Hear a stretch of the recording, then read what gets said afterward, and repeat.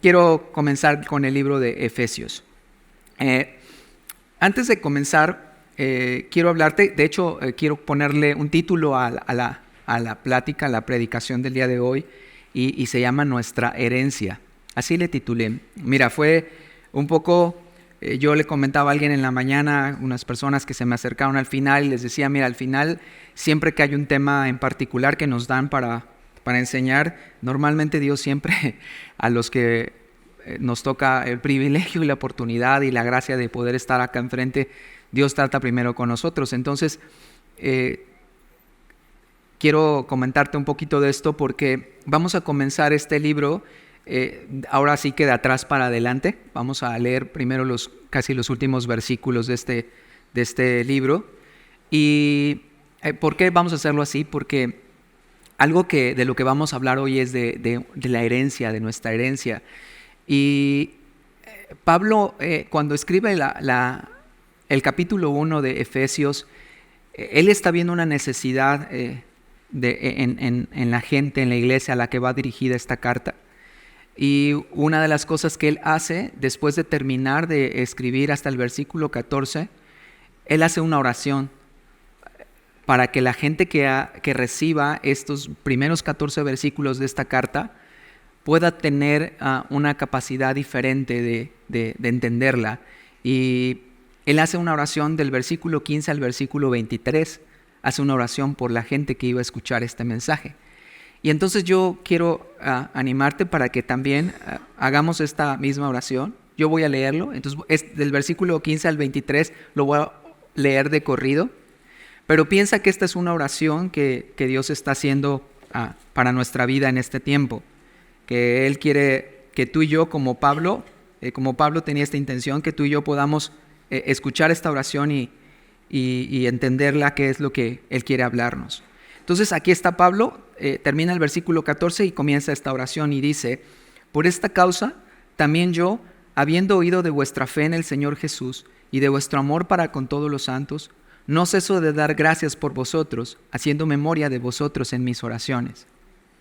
Para que el Dios de nuestro Señor Jesucristo, esta es su oración, la que empieza a decir el versículo 17, para que el Dios de nuestro Señor Jesucristo, el Padre de gloria, os dé espíritu de sabiduría y de revelación en el conocimiento de Él, alumbrando los ojos de vuestro entendimiento, para que sepáis cuál es la esperanza a que Él os ha llamado y cuáles las riquezas de la gloria de su herencia en los santos, y cuál la superminente grandeza de su poder para con nosotros los que creemos, según la operación del poder de su fuerza, en la cual operó en Cristo, resucitándole de los muertos y sentándole a su diestra en los lugares celestiales, sobre todo principado y autoridad y poder y señorío, y sobre todo nombre que se nombra, no solo en este siglo, sino también en el venidero. Y sometió todas las cosas bajo sus pies y lo dio por cabeza sobre todas las cosas a la iglesia, la cual es su cuerpo, la plenitud de aquel que todo lo llena en todo. Y quiero enfocarme en dos versículos en particular en esta oración. Los voy a leer en otra versión distinta a la Reina Valera.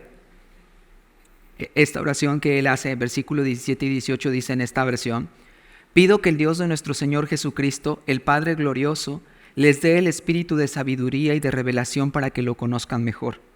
Pido también que les sean iluminados los ojos del corazón para que sepan a qué esperanza Él los ha llamado, cuál es la riqueza de su gloriosa herencia entre pueblo santo y cuán incomparable es la grandeza de su poder a favor de los que creemos.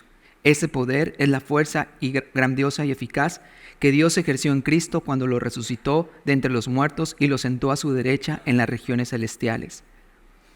Esa es mi oración esta mañana, que Dios nos dé este espíritu de sabiduría y de revelación para que podamos conocerlo mejor, y también para que sean iluminados los ojos de nuestro corazón, para que podamos entender cuál es la esperanza de esta herencia de la que vamos a hablar esta mañana. Entonces, escuchando esta oración y pensando, teniendo esto en mente, quiero hablarles, les decía, el título de la predicación es acerca de nuestra herencia. Y no sé cuántos de los que están aquí han experimentado ser parte de un testamento, o si tú eres el que lo ha hecho o ha recibido alguna herencia a raíz de un testamento. Normalmente es diferente la herencia del testamento porque, ¿sabes? Una herencia de repente puedes escuchar que la gente recibe en vida algo que les dan como una donación o como un regalo y pues en vida pues te pueden entregar, no sé, algún bien material o algún dinero que tuviera algún familiar. Mientras que el testamento normalmente es un documento que se abre o se lee cuando la persona ya ha fallecido. Esto último que sucede normalmente es que como es un documento que ha sido hecho por el testador cuando estaba en vida, normalmente no lo da a conocer a sus herederos. A veces sí hay un familiar muy cercano, pues mira, si está en el momento en que está haciendo el testamento, pues se enterará del chisme, ¿no? De quién le dejó tal cosa o qué le toca a esa persona. O si tiene una muy buena relación, a lo mejor el que está haciendo el testamento le podría decir, oye, mira, quiero comentarte que hice mi testamento y que tú estás en esta parte, tú eres heredero quizás el universal o quizás te toca una parte o te toca esta propiedad, etcétera, ¿no? Entonces, pero lo normal es que las personas desconocen. Por eso es que cuando una persona fallece, llaman a el notario, a los diferentes beneficiarios, por llamarlo así, los herederos, para que se pueda dar lectura a este testamento y puedan ellos conocer qué es lo que se ha dejado, qué bienes han estado ahí presentes en ese testamento. Y es hasta este fallecimiento que estas personas se enteran de lo que hay, ¿no? Yo algo que quiero comentarte, ¿por qué te hablo acerca de todo esto? Porque quiero que pienses un poquito sobre esto. Si tú hoy tuvieras la oportunidad de conocer que alguien, eres heredero de alguien, y tiene un testamento que está para tu vida, y vamos a verlo del lado material, y que de repente tú sabes que, no sé, Carlos Slim te conoció en algún momento y resulta que te nombra su heredero. ¿Te imaginas? Y que tú en este tiempo estás pasando por una situación bien complicada en tus finanzas. No tienes casa propia, no tienes carro, apenas si te alcanza con el sueldo que tienes, no sé qué condiciones pudieras imaginarte. Pero de repente te enteras que él te va a heredar. ¿Cómo vivirías si supieras que tienes esa herencia? Te cambiaría la vida en ese momento, aunque no lo has recibido. Te cambiaría tu forma de vivir, tu forma de actuar. Sabrías que en cualquier momento ya Carlos Slim no sé cuántos años tiene, pero pongámosle que ya está en una edad como para entregar los tenis. ¿Qué harías? O sea, dirías, bueno, ya le falta poquito, y ya en cualquier momento esto que sé que está ahí para mí, lo voy a recibir. Tu actitud ante la vida yo creo que sería diferente, estarías seguro. ¿De qué preocuparte? Vas a recibir pues muchísimo dinero. ¿Por qué estar complicándote si hoy qué vas a comer? Pues sabes que mañana vas a recibir algo increíble, pero tendrás que esperar a que él muera, ¿no? Y eso cambia. Cuando tú conoces esto, tienes un conocimiento de lo que hay en herencia, te cambia la vida. Y el testamento, cuando estaba pensando en qué es lo que iba a compartir hoy, estaba pensando en la palabra testamento, y te debe de sonar mucho porque aquí en la iglesia, porque obviamente tenemos la Biblia dividida en dos testamentos, el Antiguo Testamento y el Nuevo Testamento.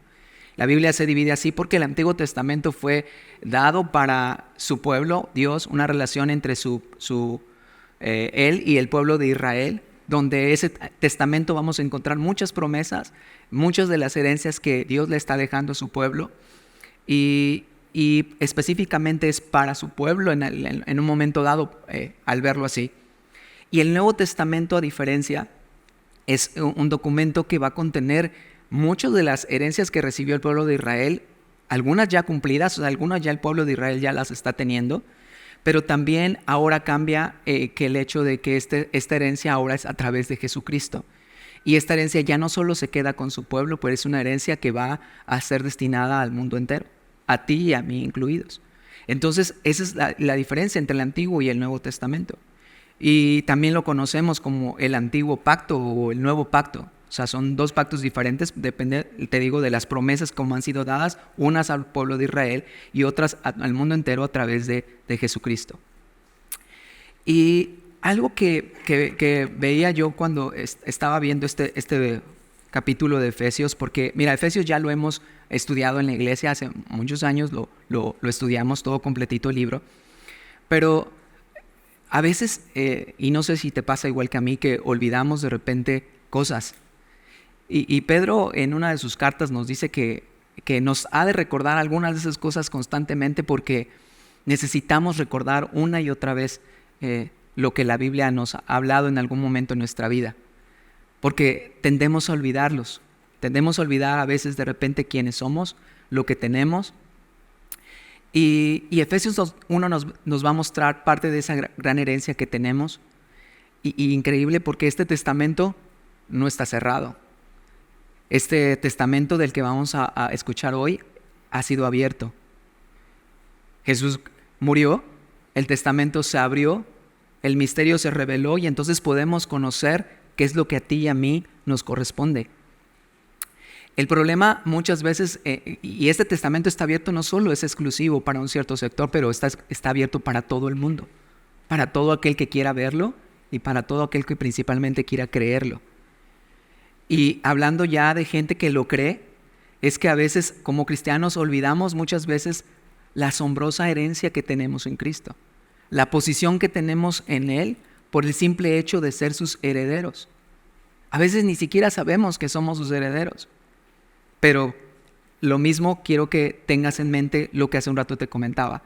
Si tú hoy fueras heredero de Carlos Slim, ¿cómo vivirías?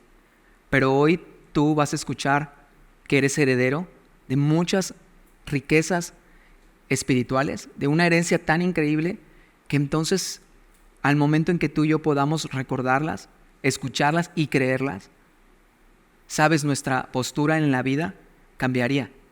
Nuestra postura como cristianos sería diferente. Nuestra manera de ver la vida sería distinta. Nuestros hogares, nuestras familias, las situaciones que estamos viviendo cambiarían. Y quiero que empecemos con este primer versículo y vamos a ver qué es lo que nos dice Pablo. Dice Efesios capítulo 1, versículo 1. Pablo, apóstol de Jesucristo, por la voluntad de Dios, a los santos y fieles en Cristo Jesús que están en Éfeso. Y vemos una primera declaración en este versículo. Dice, Pablo, apóstol de Jesucristo, por la voluntad de Dios. Quiero platicarte un poquito que esta carta fue escrita casi 30 años después de que Pablo es cristiano. Se vuelve cristiano, tiene un encuentro con Jesús. Ya pasaron 30 años a partir de ese encuentro que él tuvo, cuando vio ese resplandor y Jesús le habla y le dice que por qué lo persigue. Y entonces Pablo encuentra una transformación de su vida. De ser un perseguidor de la iglesia, de ser un hombre religioso, cruel, con un corazón con mucho odio y coraje contra lo que estaba establecido en su tiempo. De repente, 30 años después, vemos la transformación de este hombre. Es increíble lo que ha sucedido. Durante esos 30 años, él ha hecho más de 3 viajes misioneros, ha establecido iglesias fuera de Jerusalén, y él está en esta etapa de su vida con algo bien interesante. Cuando él está escribiendo la carta a los Efesios, él está escribiendo esta carta desde la prisión. Él está encarcelado, no en una prisión normal, porque tiene un arraigo domiciliario en Roma, pero él está preso. Y más sin embargo, algo que empiezas a ver desde que lees esta carta es esa postura, es esa identidad, es esa actitud de Pablo. Cuando se presenta al escribir esta carta, dice Pablo, apóstol de Jesucristo. Él sabe quién es. Pablo está bien firme sabiendo cómo está su identidad y en quién está puesta su identidad. No es un apóstol de cualquier persona, él dice es apóstol de Jesucristo. No por su voluntad, no porque él lo buscó, no porque él se puso a estudiar, no porque él quiso ir a la iglesia y tener un documento que lo avalara, sino dice que fue por la voluntad de Dios.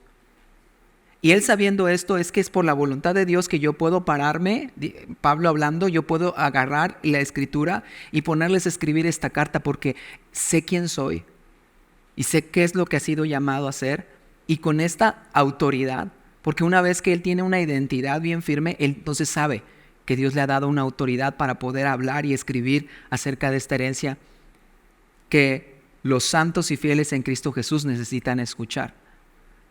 Y este es un primer punto interesante porque ya nos empieza a hablar de cómo cambia nuestra actitud y nuestra manera de ver cuando sabemos quiénes somos. Y está dirigida esta carta, dice que a los santos y fieles en Cristo Jesús que están en Éfeso. Una de las cosas que estudiaba era que la carta originalmente no estaba dirigida en particular a los efesios. Inclusive no encontraban el nombre de a quién estaba dirigida. Decidieron ponerla a Éfeso porque era una de las ciudades principales donde Pablo se había llegado a establecer, y había varias iglesias que se habían constituido a partir de su llegada de Pablo en Éfeso, y por eso es que decidieron poner en Éfeso esta carta. Pero lo interesante es que al final de cuentas todas las cartas de Pablo no solo van a ser dirigidas a un tipo de iglesia, sino las iglesias en general. Esta carta debió haber sido leída en Corintios, en Roma, en todos los lugares donde él estuvo, y no solo en esos lugares, pero ahora en Veracruz, en este lugar. Y está dirigida, dice, que a los santos y fieles en Cristo Jesús. Y cuando tú lees esto, yo no sé tú, pero a veces de repente pienso, es como cuando veo que está dirigida a los santos y fieles y digo, Dios, ¿soy yo? O sea, yo cubro este requisito de santo y fiel en Cristo Jesús. De repente podemos empezar desde ahí a batallar con nuestra identidad, porque pensamos y decimos, bueno, sí, Pablo, apóstol de Jesucristo, sabemos todo lo que hiciste, sabemos cómo fuiste de fiel, sabemos que estás en la cárcel y aún así sigues predicando porque eres fiel, pero yo a veces, de repente, con las situaciones ya estoy como acobardándome, ya estoy como que negando a Jesús, ya estoy como que batallando con ciertas cosas y no me siento de repente como un santo y fiel en Cristo Jesús. Pero ¿sabes? Algo que tenemos que entender, que Él nos está llamando desde este versículo y nos está poniendo esta identidad en este versículo porque Él sabe que somos santos no porque somos perfectos, sino porque somos apartados para Él. Y somos fieles en Cristo Jesús no porque siempre lo seamos, sino porque Él ve en nosotros algo que ni siquiera nosotros vemos en nosotros mismos. Él está trabajando en nosotros, Él está trabajando en su iglesia y la ve así. ¿Y por qué te digo esto? Porque mira el versículo 2, ¿qué es lo que Él hace? Dice, gracia y paz a vosotros, de Dios nuestro Padre y del Señor Jesucristo. Es como que enseguida de decirte santo y fiel y que para ti y para mí pudiera resultar como, no, yo no soy, Él te dice, gracia. Sí, a lo mejor no eres, pero yo quiero extender mi gracia para que tú sepas que aunque no mereces que yo te llame santo y fiel, por mi gracia yo te llamo santo y fiel. Por mi amor sobre de ti, por lo que tú no mereces, por lo que yo quiero hacer por ti, yo quiero decirte que he derramado mi gracia sobre tu vida. Y sabes, si tú aceptas esa gracia que Dios te da, a pesar de, y tú aceptas su perdón y su cuidado, y tú dices, Señor, gracias por esta gracia que no merezco, pero la acepto, entonces vendrá a ti paz.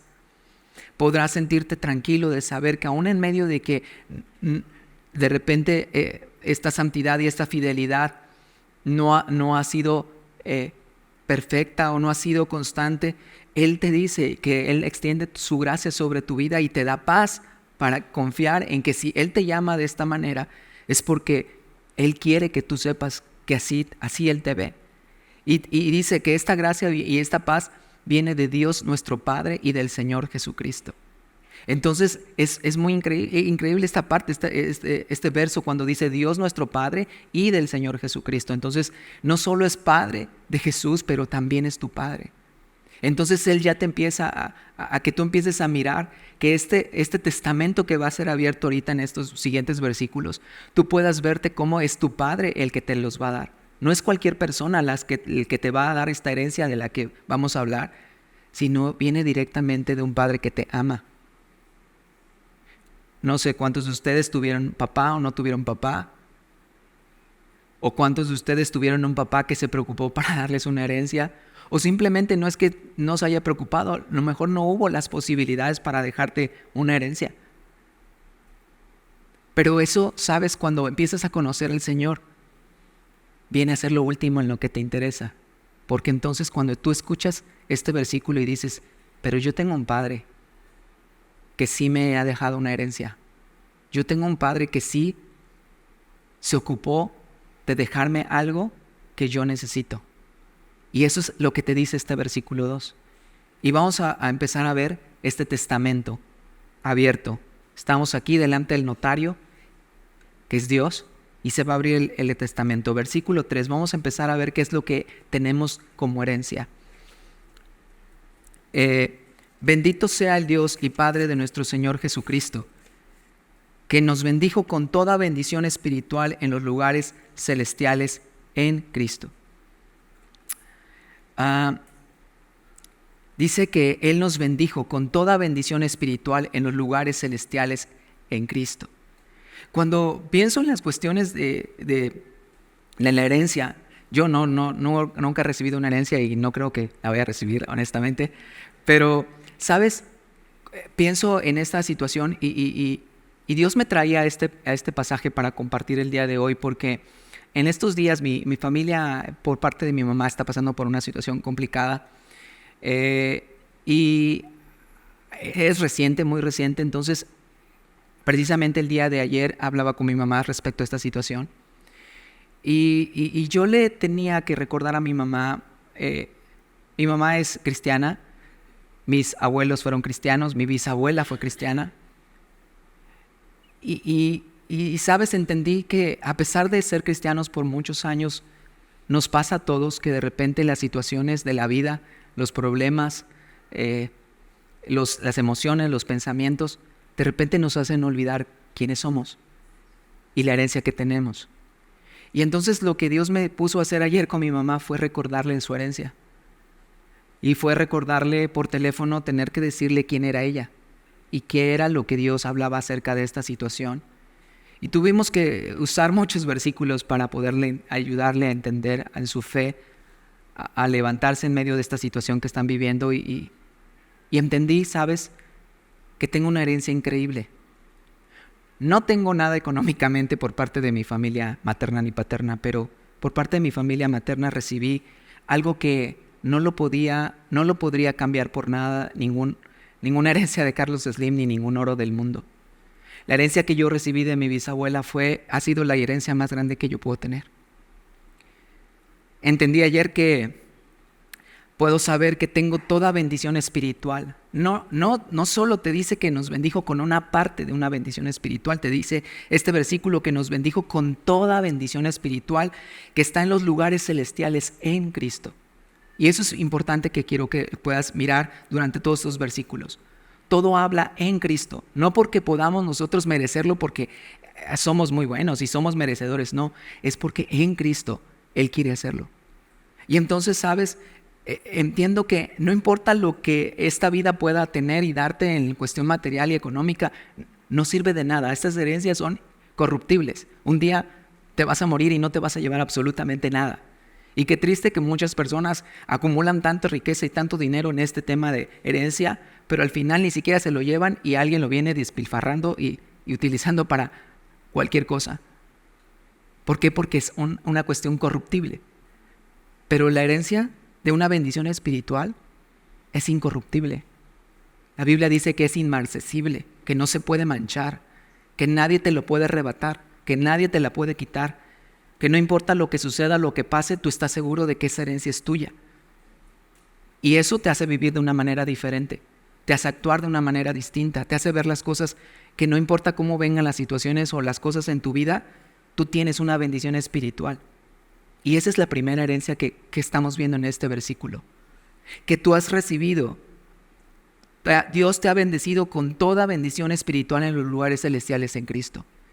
Entonces, sabes, cuando tú escuchas este versículo, desde aquí, tienes que empezar a pararte el cuello y a decir, no puedo vivir una vida cristiana derrotada, no puedo vivir una vida cristiana de más o menos. No puedo vivir en medio de una situación permitiendo que esto me acongoje, que me aplaste, que me angustie, porque yo tengo una herencia en la que Dios me habla, que tengo una herencia espiritual que no la veo, pero sé que es mía, que me pertenece y que me va a hacer vivir y ver las cosas de una manera diferente.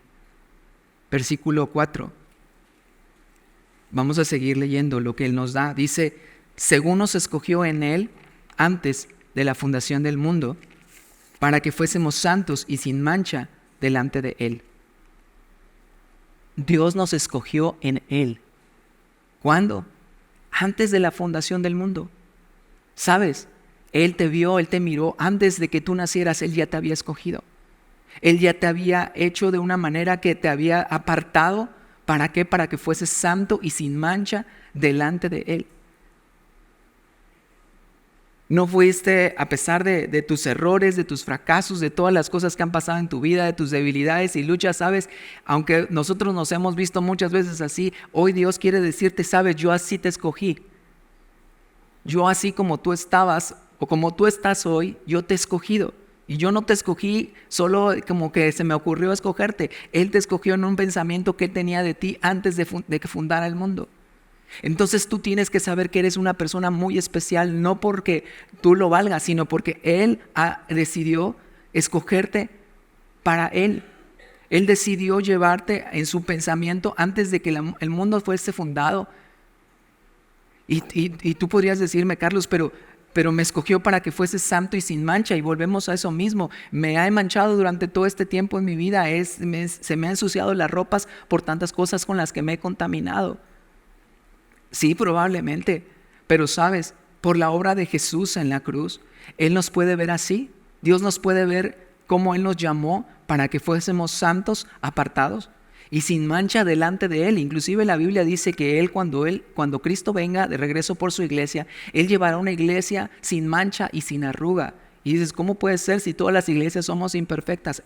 Sí, mientras estamos en este mundo, vivimos en un mundo que de repente nos contaminamos, que de repente nuestras vestiduras se manchan, pero la Biblia dice que seremos vestidos de lino fino, sin mancha y sin arruga. Y eso no tiene por qué suceder cuando esto ocurra. O sea, no tenemos por qué pensar, bueno, cuando ocurra esto, entonces así me veré. Te está hablando Efesios que desde ahora, desde antes de la fundación del mundo, Él te veía a ti, a mí, así. Cuando Él te ve, cuando Dios te ve a Jesús. Y Jesús fue sin mancha, fue apartado y se presentó delante de Dios así. Y eso es lo increíble que Jesús hizo por nosotros. Él tomó toda nuestra suciedad, toda nuestra podredumbre, todo lo que nosotros éramos y se presentó, lo tomó y nos puso otra vestidura al momento que nosotros creímos en Él. Y esta herencia fue hecha antes de que tú y yo naciéramos. Entonces, esto también te tiene que hacer mirar tu vida cristiana diferente. Que tú fuiste escogido, que no eres obra de la casualidad, que no es como que de repente a alguien se le ocurrió, sino que Dios tiene un plan increíble para ti y para mí. Versículo 5 dice, en amor, habiéndonos predestinado para ser adoptados hijos suyos por medio de Jesucristo, según el puro afecto de su voluntad. Entonces nos habla de otra cosa en esta herencia. Dice que fuimos predestinados para ser adoptados hijos suyos. Y esta es el mayor regalo que como herencia tenemos, que podemos saber quiénes somos. No somos en esta vida lo que hacemos, lo que creemos, lo que pensamos, lo que sentimos. Porque este mundo se ha encargado de eso, de darle una identidad a cada persona en este mundo según lo que hacen, según lo que creen, según lo que piensan, según lo que sienten. Y entonces podemos ver de repente muchas identidades completamente confundidas. Pero este versículo nos dice, tú fuiste destinado a ser adoptado hijo de Dios. Y eso es lo que eres. Eso es lo que somos, hijos de Dios. ¿Adoptados? Sí, pero hijos de Dios. Yo no sé si la adopción es el mayor amor que puede tener un padre hacia un hijo. Mucho más a lo mejor que de un padre natural a un hijo natural. Ahora estamos yendo al albergue, les comentaba en la mañana, ayudar a un albergue que Héctor nos que consiguió para ir a ayudar. Y vemos allá muchos niños que están ahí sin padres. Y cada vez que los vemos yo pienso, un día los van a adoptar. Un día alguien va a llegar y se los va a llevar. Y sabes, yo pienso que ese día va a ser el día más increíble para ese niño o esa niña que es adoptado. ¿Tú piensas cómo vivirá ese niño a partir de ese momento cuando unos padres amorosos e increíbles lo adopten? Va a tener una actitud completamente diferente, una vida distinta. Va a tener un agradecimiento tal que su vida completamente a partir de ese momento cambiaría. Pero lo mismo está pasando con nosotros. No éramos sus hijos, pero cuando creímos en Él dice que Él entonces nos llama y nos adopta y nos llama sus hijos.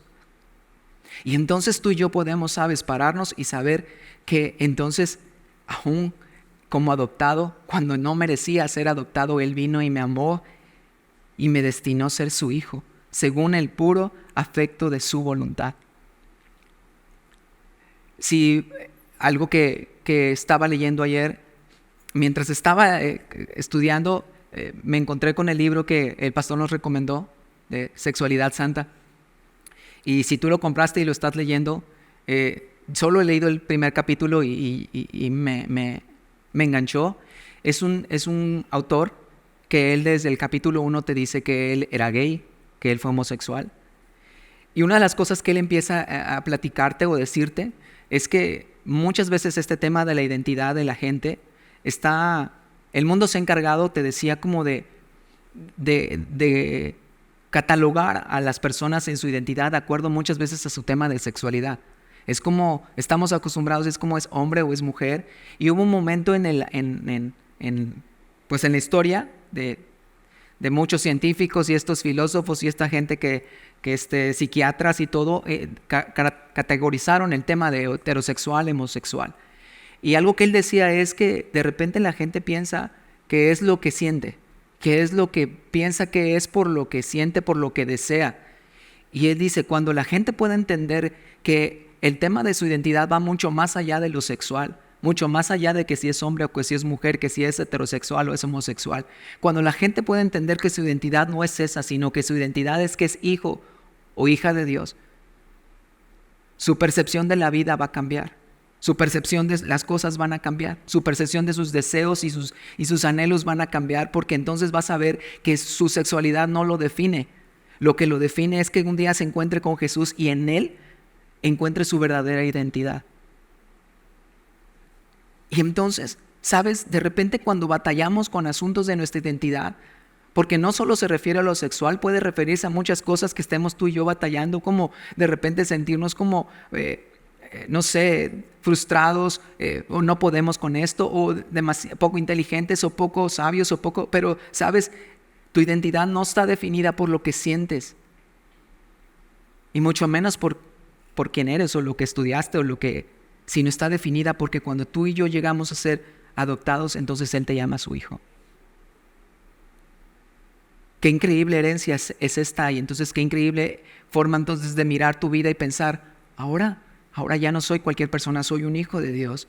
Versículo 6, ¿para qué? Dice, para la alabanza de la gloria de su gracia, con la cual nos hizo aceptos en el amado. Y entonces tenemos una herencia más, algo más que encontramos en este testamento. Encontramos que Él nos hizo aceptos. ¿Cuántas veces hemos batallado de repente con querer pertenecer, con querer ser, con querer cambiar algo de nosotros para poder ser aceptados en un círculo, en un lugar, con una persona, con una pareja, con una relación? Porque entonces no nos hacemos aceptos y de repente tenemos que cambiar nuestra manera de ser para pertenecer. Tenemos que aparentar que somos de una cierta manera para que tal o cual persona me acepte.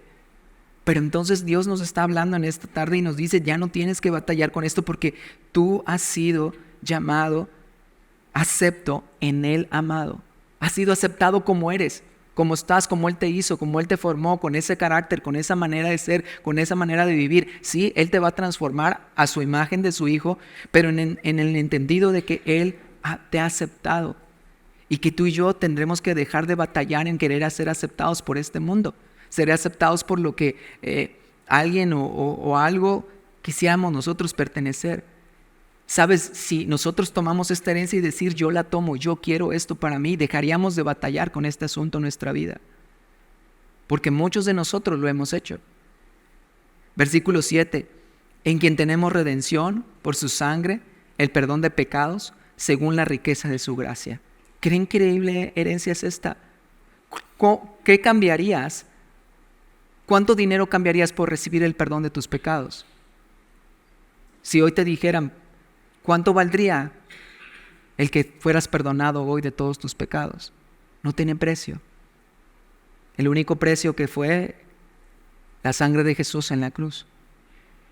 Es un precio incalculable. Y entonces tú y yo lo hemos recibido como herencia. El perdón de nuestros pecados, la redención de nuestras vidas. Lo que nosotros merecíamos vivir, Hoy, por la obra de Jesús en la cruz, ya no la merecemos porque Él nos redimió según las riquezas de su gracia, y nos vuelve a decir, no es por ti, es porque mi gracia está sobre de tu vida. Versículo 8 dice que hizo sobreabundar para con nosotros en toda sabiduría e inteligencia. Y fíjate qué increíble. No solo nos salvó, no solo hizo de perdón de pecados, no solo nos da esta redención increíble y preciosa de tener la vida eterna, pero aquí en este mundo nos dice que nos ha hecho sobreabundar en sabiduría e inteligencia. No sé a ti si te la necesitas, pero yo la necesito muchísimo, esta sabiduría y esta inteligencia. Y de repente no me siento así, de repente siento que no soy sabio, no soy inteligente, pero acá Dios nos está diciendo, yo te la he dado. Santiago 1:8 dice que el que esté necesitado de sabiduría, que la pida, porque Él la da en abundancia. Y aquí Pablo nos está recordando esto, nos está diciendo, te he dado más allá de mi salvación, he querido que tú en esta vida, en este mundo, te puedas comportar de una manera sabia e inteligente, que en medio de tus decisiones, cuando no sabes qué hacer, cuando no sabes a dónde ir, venga esa sabiduría que viene de lo alto y te indique cuál es el camino correcto, qué es lo que debes de andar, cuáles son las decisiones que debes de tomar. Y no solo sabiduría, pero inteligencia. Entonces, son estas cosas que de repente olvidamos y pensamos que tenemos, pero Dios nos tiene que recordar que Él las tiene aquí escritas, para que nosotros podamos utilizarlas y vivir de una manera diferente. Dice versículo 9, dándonos a conocer el misterio de su voluntad, según su beneplácito, el cual se había propuesto en sí mismo. Y entonces, ¿qué encontramos? Que ahora no solo nos ha dado esta parte de sabiduría e inteligencia, pero el misterio de su voluntad ha sido revelado a nosotros. De repente, cuando empezamos a pensar ¿cuál es la voluntad de Dios en mi vida? Sabes, cuando tú y yo abrimos esta Biblia, Dios se revela su voluntad para nosotros. Ya no hay un misterio. En el Antiguo Testamento había un velo todavía porque no conocían la imagen de Jesucristo. Había todavía cosas que han sido veladas para el pueblo de Israel. Pero el Nuevo Testamento está abierto completamente y ya no hay nada velado. Este misterio de su voluntad sobre nuestra vida ha sido abierto. Y entonces podemos entender cuál es la voluntad para nosotros. Versículo 10. De reunir todas las cosas en Cristo, en la dispensación del cumplimiento de los tiempos, así las que están en los cielos como las que están en la tierra. Y mira, en Él, en un tiempo específico, no solo su voluntad que hoy vivimos día a día, al día, un día vamos a tener ese misterio completamente resuelto, esa voluntad perfecta cuando Cristo regrese en la dispensación del cumplimiento de los tiempos. No solo nosotros, pero el mundo completo verá cuál era la obra y el plan de Dios para este mundo. Completamente va a ser revelado cuando Cristo venga nuevamente. El que crea o el que no crea, al final Dios va a revelar su plan completo y perfecto. Pero Dios nos está abriendo esta oportunidad a nosotros de ir conociendo también su voluntad. Versículo 11, en Él asimismo tuvimos herencia, habiendo sido predestinados conforme al propósito del que hace todas las cosas según el designio de su voluntad. Entonces nos dice esto, tuvimos esta herencia al ser predestinados según sus propósitos. Y yo quiero decirte esto, tú y yo de repente perdemos este sentido de como a dónde voy, qué voy a hacer, cuál es mi propósito en esta vida. Aún personas adultas de repente entran en esta crisis de saber qué onda con ellos, pero sabes, Dios te está diciendo a ti y a mí, tienes una herencia, fuiste predestinado, hay un propósito para tu vida, no estás aquí en este mundo de casualidad. Hay algo específico que yo destiné para ti, para que tú cumplieras en esta tierra. Seas ama de casa, seas un profesionista, seas un pastor, seas un evangelista, seas el propósito para el cual Dios te ha llamado. Y yo algo aquí quiero hacer hincapié porque yo creo que aún todavía hay mucha gente que necesitamos, que tenemos hijos, que tenemos jóvenes, que necesitamos hablarles de que hay un propósito para sus vidas. Hoy este mundo completamente también está adoctrinando a muchos adolescentes hoy, haciéndoles pensar que no hay propósito para sus vidas, que no hay una identidad correcta, que pueden vivir como ellos piensen, como ellos crean y se pueden dedicar y hacer y sentir y hacer lo que sea. Pero Dios está hablando que hay un propósito para sus vidas, que hay un destino para ellos. Y yo estoy convencido que aún hay muchos adolescentes y muchos niños que se han de levantar como evangelistas, como profetas, como pastores, como maestros de la palabra, independientemente de su profesión que elijan. Entonces, ¿sabes? Si esto está para ellos, entonces nosotros los adultos tenemos que mirar. Yo entonces tengo que saber que yo fui escogido a lo mejor probablemente para hacer eso, para poder educar a alguien que va a cumplir esa misión y ese propósito para alguien. Y si no, por lo menos saber que mi hijo, mi hija, mi sobrino, mi sobrina, quien fuera, va a tener un destino. Pero para que eso suceda necesitamos también nosotros saber quiénes somos.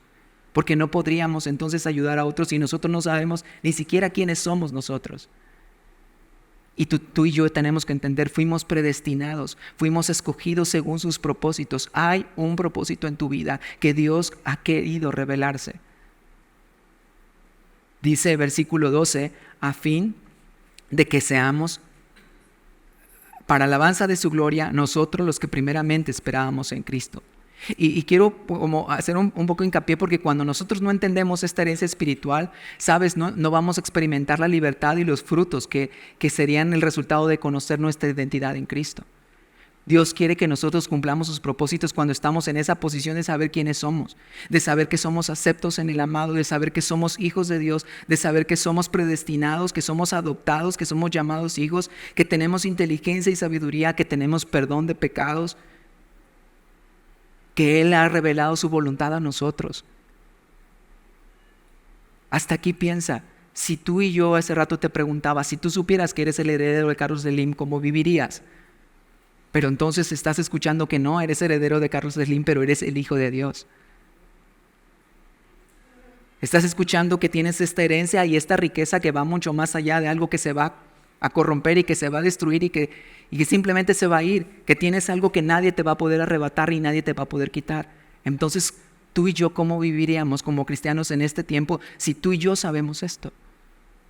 Y sabes, yo te decía, esto es para mí primero porque yo tuve que recordar mucho de esto, que de repente como cristiano puedo acomodarme, puedo derrotarme, podemos sentirnos como debilitados, como podemos pensar que la lucha es más grande que nosotros, podemos ver el problema y saber cómo estaba mi mamá ayer. Pero entonces es como saber, no, esto es lo que Dios dice de mí, esto es lo que Dios me ha heredado a mí. Esta bendita herencia que tengo yo me hace vivir y pensar de una manera diferente. Y dice el versículo 13, en Él también vosotros habiendo oído la palabra de verdad, el evangelio de vuestra salvación, y habiendo creído en Él, fuisteis sellados con el Espíritu Santo de la promesa, que es las arras de nuestra herencia hasta la redención de la posesión adquirida para alabanza de su gloria. Qué increíble que Él termina este versículo, esta parte de esta carta, con esto último, como les di todo esto, pero no me voy a quedar con lo mejor. Les estoy diciendo que fueron sellados con el Espíritu Santo de la promesa.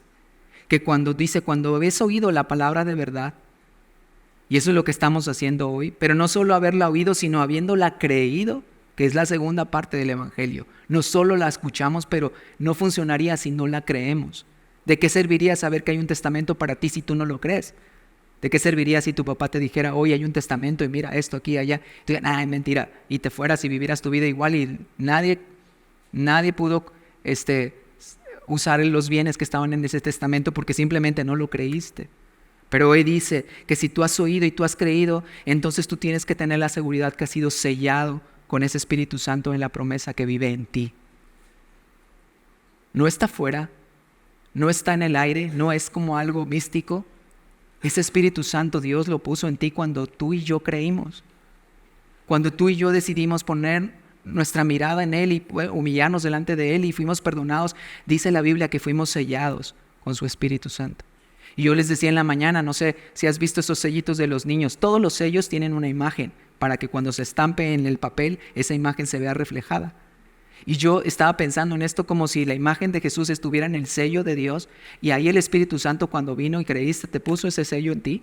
Y sabes, cuando entonces Dios te ve, lo que ve es la imagen de Jesús. Ese sello tiene la imagen de Cristo. Ahí el Espíritu Santo lo puso. Entonces cuando Dios mira tu vida y Dios mira de repente cómo nos sentimos, Él no está viendo nosotros, Él no está viendo a veces nuestras flaquezas o nuestras debilidades o a veces nuestras manchas. Él está mirando a Jesús por el sello del Espíritu Santo que vive en nosotros. Y quiero terminar en esta parte donde quiero leerte un poquito el versículo 19 y 20. Dice: y cuál, hablando precisamente del Espíritu Santo, dice: y cuál la supereminente grandeza de su poder para con nosotros los que creemos, según la operación del poder de su fuerza. ¿De qué habla? ¿Cuál es este poder de su fuerza? Está hablando del Espíritu Santo. Dice el versículo 20, la cual operó en Cristo, resucitándole de los muertos y sentándole a su diestra en los lugares celestiales. Dice que el Espíritu Santo fue el que operó en Cristo para levantarle entre los muertos. Y para mí este versículo es uno de los más increíbles porque es uno de los versículos, voy a irme a Romanos 8:11, que es en un momento en mi vida crucial cuando yo me sentía completamente derrotado en mi cristianismo, completamente ya en el piso. Él me tuvo que recordar esta herencia de su Espíritu Santo. Romanos 8:11 no lo busques, pero si quieres anotarlo, puedes anotarlo.